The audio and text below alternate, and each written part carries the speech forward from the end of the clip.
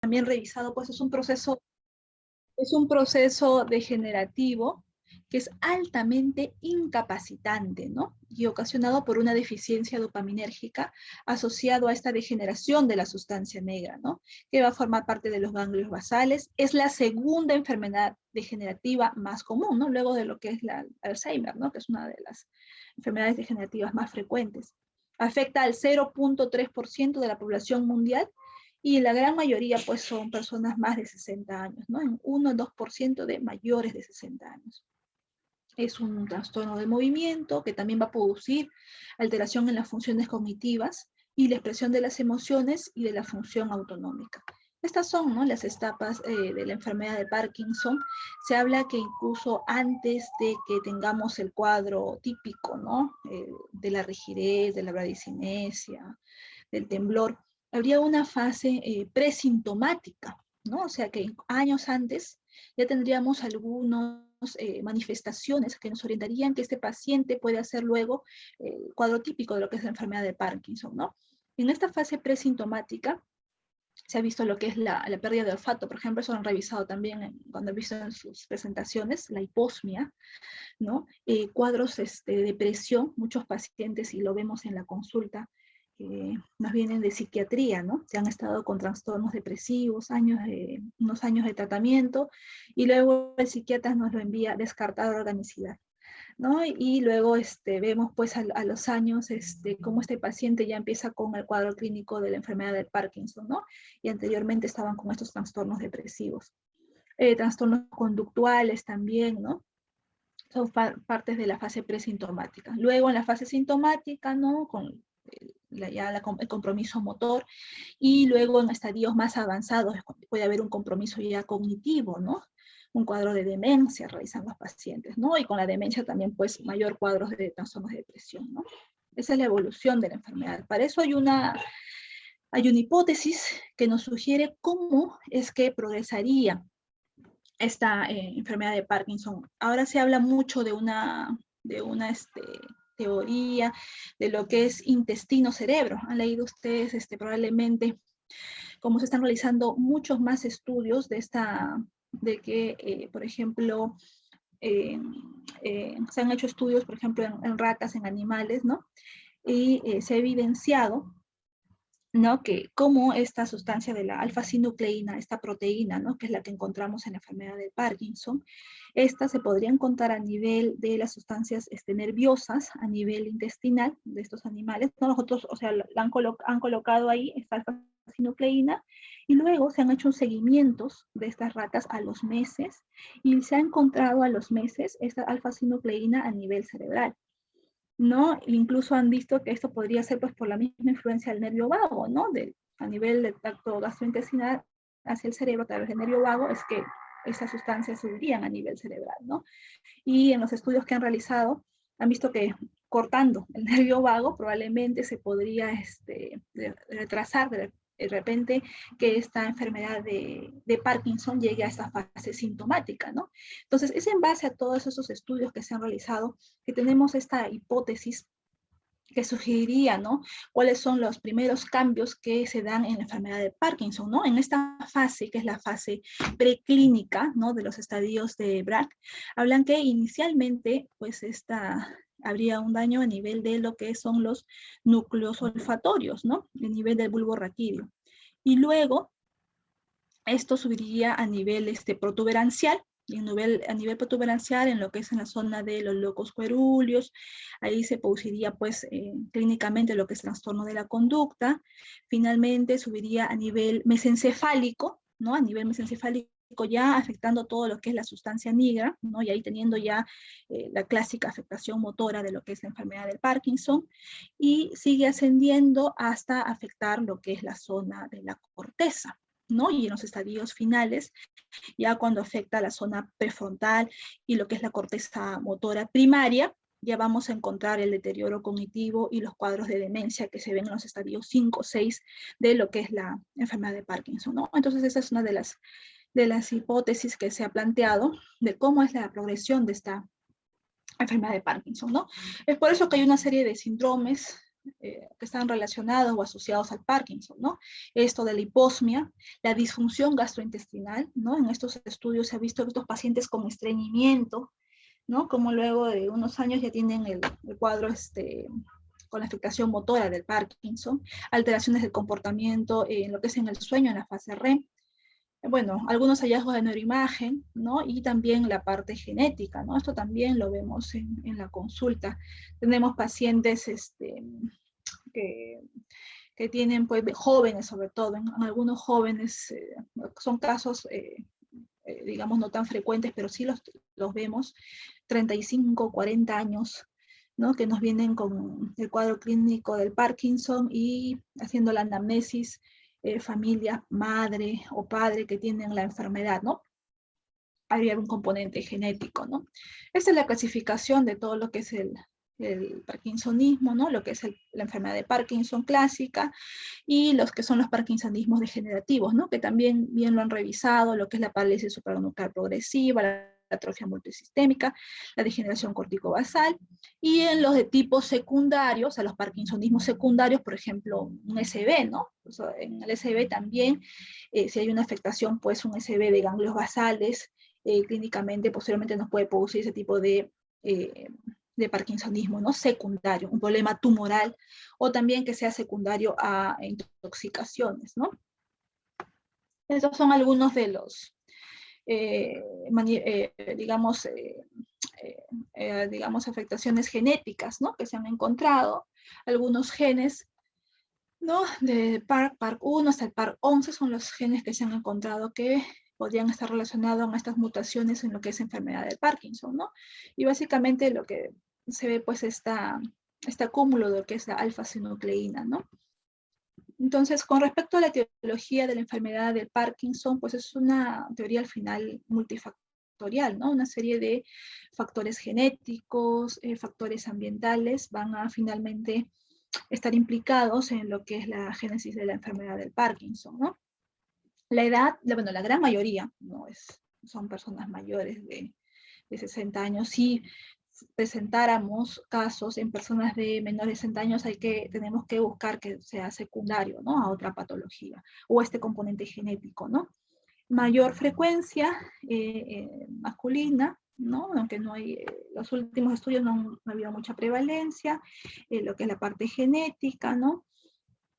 Algunas sustancias tóxicas que podrían estar implicados, por ejemplo, intoxicación por plomo, por hierro, por mercurio, podrían ser uno de los causantes. También en lo que es antioxidantes, ¿no? Un aumento de radicales libres y un mecanismo disminuido en lo que son los antioxidantes, ¿no? Por ejemplo, hablan de estudios con lo que es vitamina E, ¿no? Efectos neuroprotectores. Traumatismo encefalocraniano, no hay estudios, algunos en favor, en contra. El tabaco también, hablando incluso en algunos casos de efecto neuroprotector, tampoco no son estudios concluyentes. Finalmente, pues ningún factor es determinante, ¿no? Entonces, por eso hablamos de una hipótesis multifactorial, ¿no? Entonces, lo que finalmente pues va a haber es esta degeneración de las células neuronales dopaminérgicas en la porción compacta de la sustancia negra, ¿no? O sea, esta es nuestra parte de las áreas subcorticales, pues, ¿no? Lo que son ganglios basales que están implicadas en lo que es la génesis de la enfermedad del Parkinson, ¿no? Todos nuestros ganglios basales, cerebelo también está implicado, ¿no? Y en la enfermedad de Parkinson, pues lo que va a ocurrir es una alteración tanto en las vías directas e indirectas, ¿no? El sistema nigroestrial, ¿no? Hay una infractividad de la vía directa hacia los ganglios, hacia el globo pálido interno, con hiperactividad en la vía indirecta hacia el globo pálido externo, que finalmente va a producir una actividad excesiva de las neuronas eferentes inhibitorias del globo pálido interno. O sea, esta actividad excesiva lo que va a producir es el temblor y la reducción de las eferencias excitatorias finales del tálamo a la corteza, que esto lo que nos va a producir es esa bradicinesia, ¿no? Esa lentitud debido a esta reducción excitatoria, ¿no? Estas son las otras áreas que están implicadas también en el movimiento, ¿no? Y que vemos en las fases avanzadas de lo que es la enfermedad del Parkinson, ¿no? En fases avanzadas ya hay un deterioro cognitivo, un cuadro demencial, ¿no? Por afectación de cortezas motoras, ¿no? Entonces, las manifestaciones clínicas de la enfermedad de Parkinson aparecen cuando se han perdido entre el 60 a 80% de las neuronas de la sustancia negra, ¿no? O sea, ya tenemos 80% para que llegamos a esta afectación sintomática motora, ¿no? Y hay una reducción del 90% de la dopamina estriatal. En el cuadro clínico, esa fase presintomática, prodrómica, y en la parte ya, la misma fase clínica, ya los cuadros motores y no motores, ¿no? El comienzo de los pródromos es insidioso. Estos generalmente son los familiares los que nos dicen, ¿no? La irritabilidad, la ansiedad que tiene, el problema para dormir, ¿no? La hipofonía también es otra característica de estos pacientes, ¿no? Tienen una voz monótona, de timbre apagado, esa afasia, ¿no? Menos expresiva, esa afasia apática, ¿no? Como ustedes bien también lo describieron en la evaluación clínica, la disminución del parpadeo, ¿no? Que es característica de los pacientes con una enfermedad de Parkinson, ¿no? Entonces, son parte de la evolución clínica, ¿no? Ese temblor, el temblor en reposo, característico, ¿no? La bradicinesia, ¿no? Esta lentitud que tiene el paciente para poder caminar, con esta falta de braceo, la rigidez, ¿no? Esta es la forma de poder evaluar al paciente, ¿no? Cuando vemos esa hipertonía muscular cuando examinamos al paciente y se ve pues esa resistencia que es como en sacudidas, ¿no? Como ruedas dentadas, ¿no? Y finalmente pues esta postura, ¿no? Con la inestabilidad postural ya en estadios tardíos de la enfermedad del Parkinson, ¿no? Otros trastornos motores, la hipomimia, estos bloqueos motores, la marcha con pasos cortos también, ¿no? Esta marcha festinante de poca altura, esta postura, ¿no? Del paciente, miren, con el tronco hacia adelante, esa postura en flexión. Al momento de escribir, también el paciente empieza a escribir, las letras son más pequeñas y también el paciente refiere a eso, ¿no? Doctora, ya no escribo bien, tienen micrografía. En la voz, la hipofonía. También el paciente sufre atragantamientos, doctora, incluso hasta con su saliva, por este problema, esta rigidez que también está afectando a nivel de músculos faringeos, ¿no? Hay alteración de la deglución, hay salivación, hay bastante cialorrea también en estos pacientes, ¿no? Producto de las distonías que tiene el paciente, también se quejan de dolor muscular, hombros congelados también, esto también es frecuente en la consulta diaria, ¿no? Estos son nuestros síntomas no motores, el problema gastrointestinal, alteraciones urinarias, disfunción sexual, problemas del sueño, y finalmente pues los trastornos cognitivos que hemos encontrado en estos pacientes, ¿no? Cuadros de demencia y alteraciones también de depresión, ¿no? Como bien también lo han revisado, el diagnóstico es netamente clínico. En neurología, la gran parte es examen clínico, ¿no? Examen clínico y anamnesis. No hay ninguna prueba de laboratorio o estudio radiológico que nos permita diagnosticar la enfermedad, ¿no? De repente realizar, bueno, los estudios hipotiroidismo, de repente en quiénes, en jóvenes, ¿no? Jóvenes que no es usual pues encontrar la enfermedad de Parkinson. Le podríamos hacer su desgaste de hipotiroidismo por la lentitud, bueno, disfunción hepática, también por lo que es la medicación también que le vamos a iniciar ya, ¿no? Ver cómo está el perfil hepático, patologías autoinmunes en pacientes jóvenes, ¿no? VIH también, virus, lupus, ¿no? Estudios de resonancia magnética cerebral, PET scan, que también lo han revisado, son estudios complementarios, ¿no? Están haciendo estudios en los cuales se puede ver esta disminución de la volumetría de la sustancia negra a nivel de lo que es con resonancia cerebral, o también con PET scan, ver estos biomarcadores que nos podrían orientar también a lo que es enfermedad de Parkinson, ¿no? Pero el diagnóstico es básicamente clínico.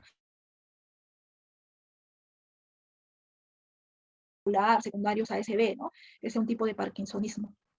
Entonces, el tratamiento va pues también dirigido a las fases en las que nos encontramos con respecto a lo que es la enfermedad del Parkinson, ¿no? Lo ideal pues es empezar desde antes, hay una parte de neuroprotección, ¿no? Y que es el tratamiento ya sintomático y lo que es, también lo han revisado el tratamiento para estas fases avanzadas, ¿no? Si hay cuadros de depresión, si hay cuadros de demencia, darle un tratamiento de acuerdo a la fase en la que se encuentra el paciente, ¿no? Y nuestro tratamiento, nuestro estándar de oro es levodopa, ¿no? Esta es nuestra principal opción de tratamiento, pero sobre todo esto hay que usarlo en esas personas que tengan más de 60 años, ¿no? ¿Por qué? Porque si yo le doy, por ejemplo, a un joven que está empezando la enfermedad a 35 años de edad y ya le inicio tratamiento con levodopa, tengo un riesgo de que en 5 años, o sea, miren, 40 años, ya me haga los efectos que se pueden presentar adversos del uso de levodopa, ¿no? Estos disquinesias que se pueden presentar como efecto secundario del tratamiento de levodopa y ya prontamente el paciente va, digamos, a estar incapacitado, ¿no? Entonces el levodopa, sobre todo, reservarlo para esos pacientes de más de 60 años en las que ya puedo utilizar este tipo de tratamiento, ¿no? Por este riesgo, ¿no? De las complicaciones motoras, miren, casi un 50-60% después de 5 años de tratamiento hay estas complicaciones motoras. Entonces, tenemos que tratar de reservar, ¿no? Individualizar cada caso. Estas son las complicaciones motoras, ¿no? Las cinesias paradójicas, la variación espartal, como bien también lo han descrito, ¿no? Las exacerbaciones de episodios de congelación, los deterioros de fin de dosis, las discinesias. Esta discinesia es bastante frecuente, estos movimientos involuntarios, o sea, ya no es el temblor que tenía el paciente, ahora son movimientos involuntarios también en brazos, en piernas, y lo incapacita al paciente, ¿no?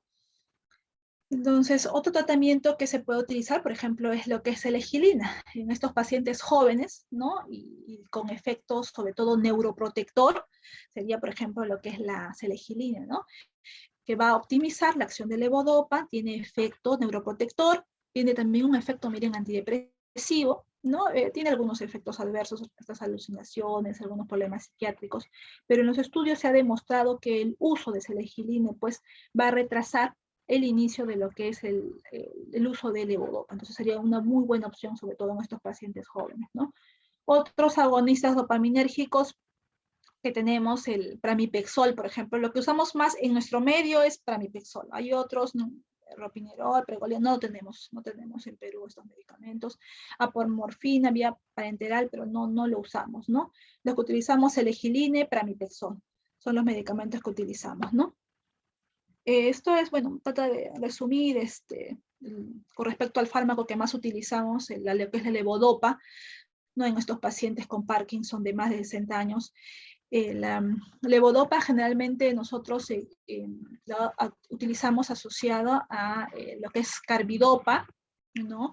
Que es va a tratar de bloquear esta enzima, la dopa descarboxilasa, para que se bloquee el efecto a nivel periférico, es decir, que asociándolo a carbidopa, la levodopa va a pasar, digamos, íntegra a nivel cerebral y poder hacer los efectos recién a nivel cerebral, ¿no? Entonces, es la idea de poder asociarlo a este tipo de componentes, ¿no? Para bloquear estas enzimas y llegue, digamos, la dopamina a nivel cerebral y también tenga menos efectos adversos, ¿no? A nivel periférico, ¿no? Ya que con la levodopa pueden haber muchas náuseas, pueden haber cuadros de hipotensión ortostática.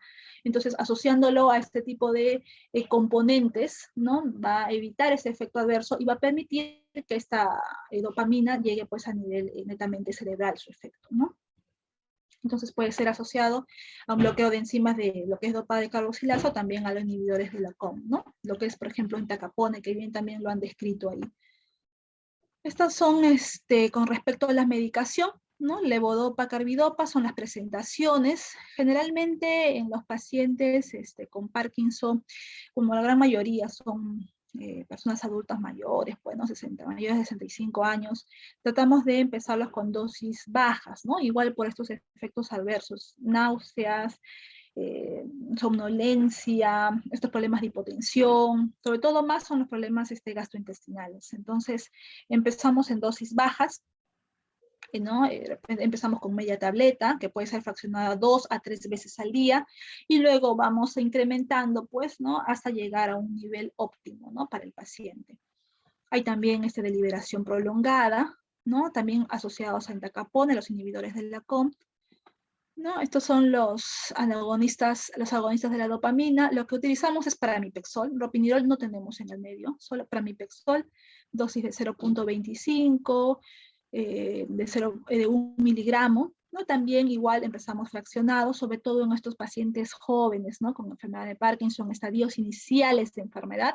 Para mi persona es una muy buena opción, ¿no? Otros medicamentos, bromocriptina, por ejemplo, también lo tenemos en nuestro medio, pero también por los efectos adversos que tienen no lo utilizamos, también se ha descontinuado su uso. No, esto es otro tipo de tratamiento, en lo que es la parte de rehabilitación, también para ese tipo de pacientes. Y finalmente lo que es el tratamiento quirúrgico, ¿no? Ahorita, anteriormente se realizaba lo que es taratomía, paliotomía, pero actualmente lo que se realiza es estimulación cerebral profunda, ¿no? Este es tipo de tratamiento quirúrgico, ¿no? Sobre todo en aquellos pacientes, pues, que no respondan al tratamiento, que tengan mucho efecto adverso, ¿no? Secundario, están con años, más de 10 años con tratamiento con levodopa y están con los efectos secundarios de la administración de levodopa, entonces podrían ser tributarios de tratamiento quirúrgico.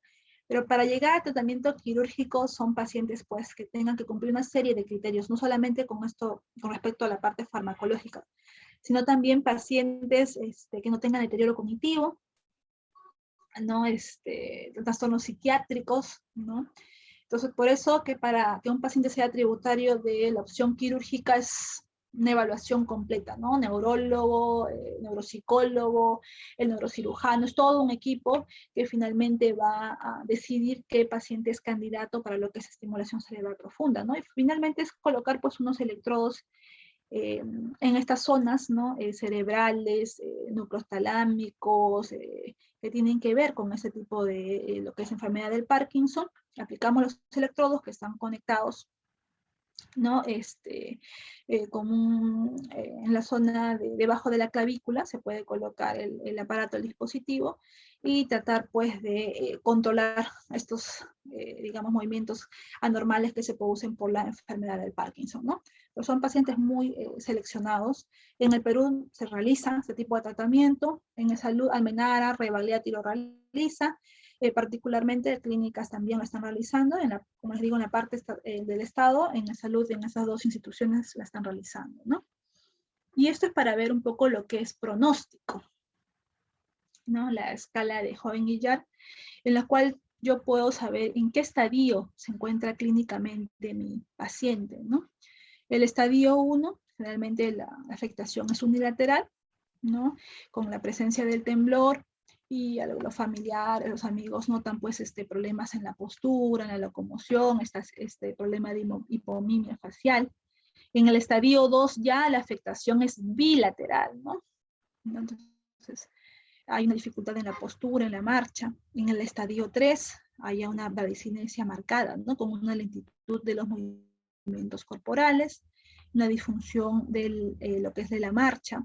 Puede haber también ortostatismo, una disfunción generalizada moderada a grave, dicen, ¿no? En el estadio 4 puede andar en una distancia limitada, hay una rigidez y bradicinesia, el temblor es menor que en los estadios precoces, ¿no? Y en el estadio 5 ya el paciente pues está con una invalidez, ¿no? Completa ya en silla de ruedas, ¿no? Algunas conclusiones que podemos tener de lo que es el Parkinson, que es una enfermedad degenerativa, es progresiva, multifactorial. Como bien lo hemos revisado, es la segunda causa el segundo tipo de enfermedad degenerativa más frecuente. El diagnóstico es clínico, ¿eh? El diagnóstico es clínico. Acá no, los demás exámenes son complementarios. El diagnóstico es solo clínico. Y el tratamiento oportuno pues va a permitir enlentecer, ¿no? La progresión de esta enfermedad, ¿no? Eso es con respecto a lo que es Parkinson. No sé si hay alguna duda.